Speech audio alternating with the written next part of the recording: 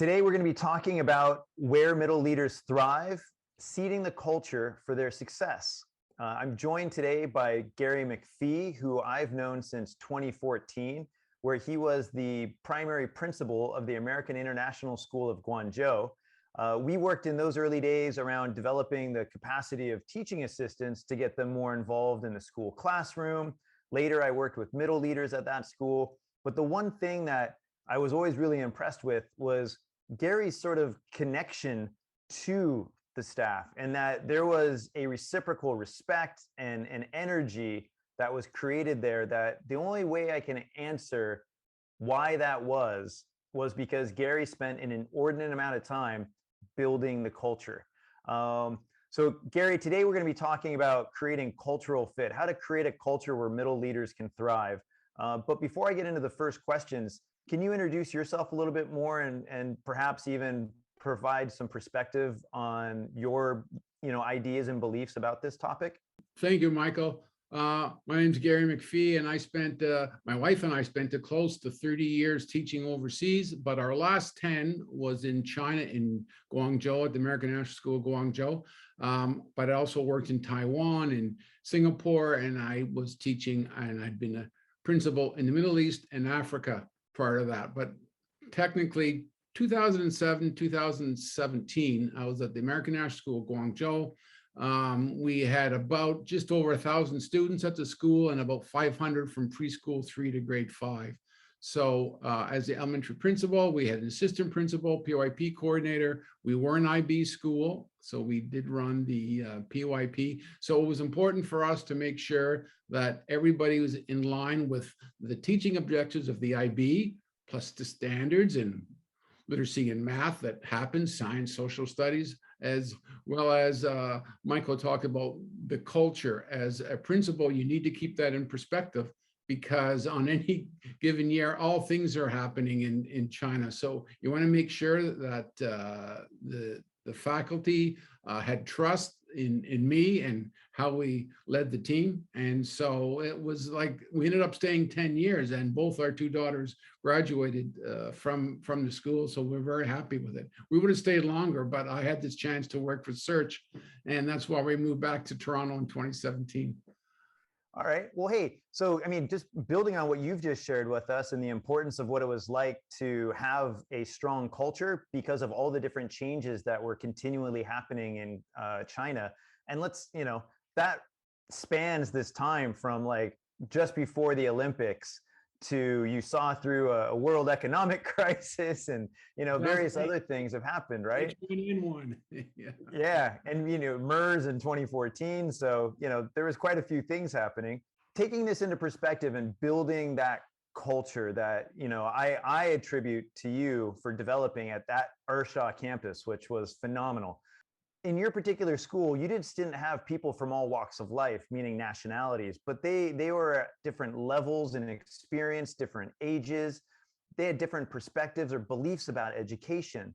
What are the types of things that you have to be mindful of as a leader when you're trying to shape the culture, the ideal culture that you want to build?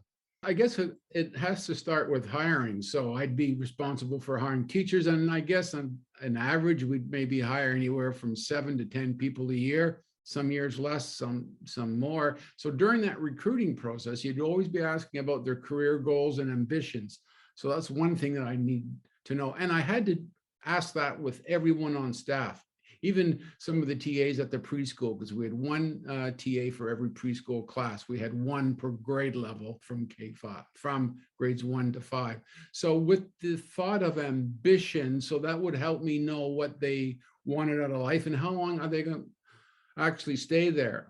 So to me, it's about building relationships. One, what every teacher was doing in the next 1, 2, or 3 years. I mean, if they could tell me what their goals are, because we'd have faculty meetings every week. And so we'd have the school would send down their objectives. We'd have our own meetings, instructional practices, assessment, let's get this going now. And so from just meeting people as much as I could during the school day, that you begin to build a relationship with them, and this kind of helps you focus about when it comes time to appoint a middle leader.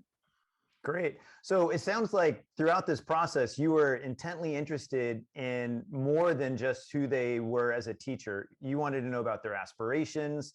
You connected with them as regularly as possible to just to get a good feel for what their interests were.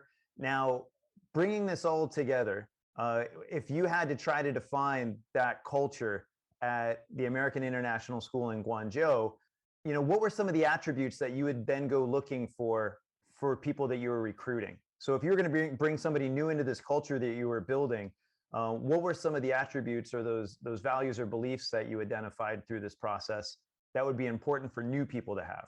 One of them is just their positive personality. You need to meet someone who is willing to share, willing to admit, okay, maybe I made a mistake here. And again, this starts at the recruiting process, and someone who can communicate well. So again, when you speak to these people one-to-one, so you can find out the importance of their own personality. So I mean, there's some people who are great speakers and they're great orators in one sense, but if they can't relate to someone within their team or someone like their own neighbor or help out in the community, then this is something then I wouldn't like. But for me, one of the attributes is, positive minded, being open minded, willing to share, being able to know that if they made a mistake, they aren't afraid to say so or ask for help, because a lot of teachers think,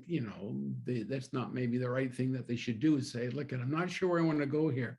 But for me, it's important that, our school had someone who they could turn to, if not the team leader, assistant principal, or myself. So that's kind of how we ran our school. Plus, I should say, you had pointed out Ursha campus. It was a preschool to grade 12 school, but the elementary school was on an island on the Pearl River. So it was kind of like a built up, beautiful area, very green. So I kind of ran my own campus because the 6 through 12 was about 40 minutes away, where the preschool to grade 5 was on one main campus.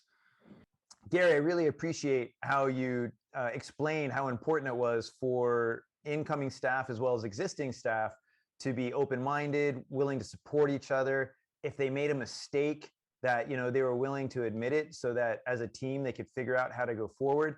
Those are values and beliefs that actually really underpin great collaboration.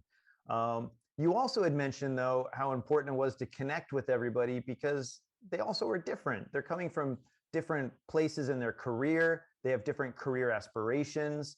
At different stages throughout the school year, they might be having different challenges. So the question I have for you, and our last question today, is, as a leader, should you differentiate your expectations for everybody? And if you do, does that undermine having a common culture? Yes, I think you have to have a different look at people and expectations. And so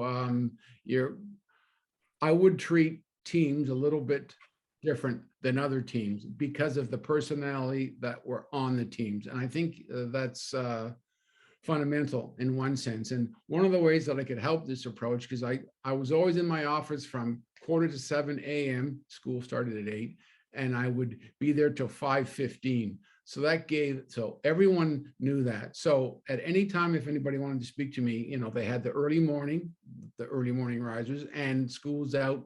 The last bus would leave at 4:20 because we had 2 faculty buses that would take teachers home. So from 4:20 to 5:15. So I had early morning and the late afternoon where people could come and speak to me, or if I needed to speak to them, I could make an appointment just to say, so how are things going? But people on teams, and depending on where they are in their career and life, and like the whole ladder of life thing, firstborn, no children, 3 children. So I think you have to treat teams a little bit differently. So it was important for me to make sure I knew where everybody was in relationship to what they wanted in life and the school, and therefore I could compare it to where our school was going, whether it was a year of accreditation, or now we're going to bring in some IB person to review our standards and assessment. So yeah, I think all teams should be treated a little bit differently. but you need to know the people on that team and the makeup of that team. So it would sound like, and in closing here, to ensure cultural fit, it's not just about the right questions to ask as we're recruiting in people or understanding what the team's needs are when we identify the middle leaders, but it's also a matter of constantly working at it, constantly engaging with these different teams and with the different teachers to understand where they are at in their own place within the school, challenges they might be facing or opportunities they want to pursue. So your job as the senior leader in this particular case is constantly keeping two fingers on the pulse for everyone. Man, that's quite audacious. Yeah, I mean, at the same time, I mean, towards the end, from about 2015 to 2017, I'd even throw, like I'd find some of my own money to have something like a four to six on a Friday at the local pub or something. Then you could, you just put some nachos and some snacks and one drink for everybody, and you get 15 to 20 people. And then it was so easy to mingle and talk to people about, so what's happening this weekend, and so what's going on with your life, because you find out things about what's happening back home that might affect them at school, or personal relationships. Like, you don't really know that because it's none of our business, but that was the best way to find out. And then, or you hear from somebody about, oh, I'm so sorry to hear about, and they talk about someone in the high school or something, something that happened within the elementary school. So, that whole social aspect of being able to meet someone outside of school, I think that's really important. Well, Gary, I want to thank you so much for sharing your experience and your ideas that are going to help my audience better understand how they can shape their school culture to be as positive as the one you had built. So thank you again. You're very welcome, Michael.